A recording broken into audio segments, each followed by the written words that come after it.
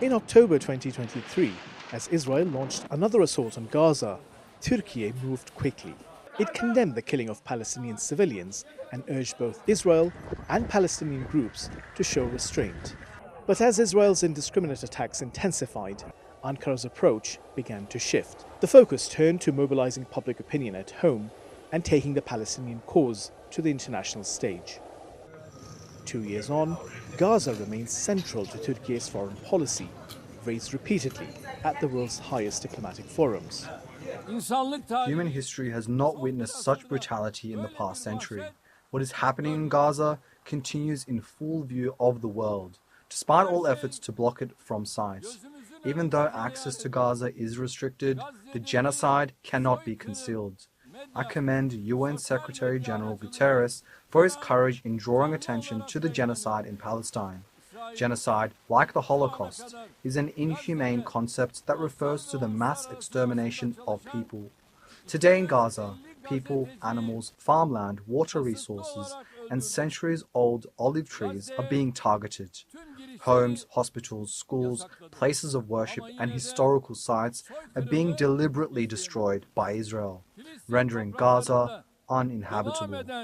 But Israel's government has repeatedly rejected a two-state solution, with senior officials openly talking about further territorial expansion. Turkey says it will continue pushing for Palestinian statehood. The definition of the Palestinian issue, established and accepted for decades, must not be changed. A Palestinian state based on 1967 borders and a two-state solution is how this issue is defined under international law and political reality. Israel has never accepted this, nor show any willingness to do so. But this remains the position of the overwhelming majority of the international community, and it is the position we support. Ankara's diplomatic role has drawn international recognition, including from the UN chief.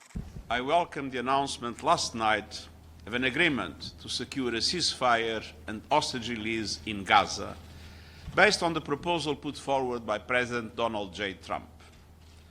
And I commend the diplomatic efforts of the United States, Qatar, Egypt and Turkey in brokering the desperately needed breakthrough. But Turkey says a ceasefire alone is not enough. The Turkish government says that despite the ceasefire, more than 400 Palestinians have been killed by Israel in just 2 months. It warns that continued ceasefire violations by Israel is likely to undermine the US-backed process and is calling on international partners to put more pressure on Israel to keep the process alive. Hasan Abdullah, TRT World, Ankara.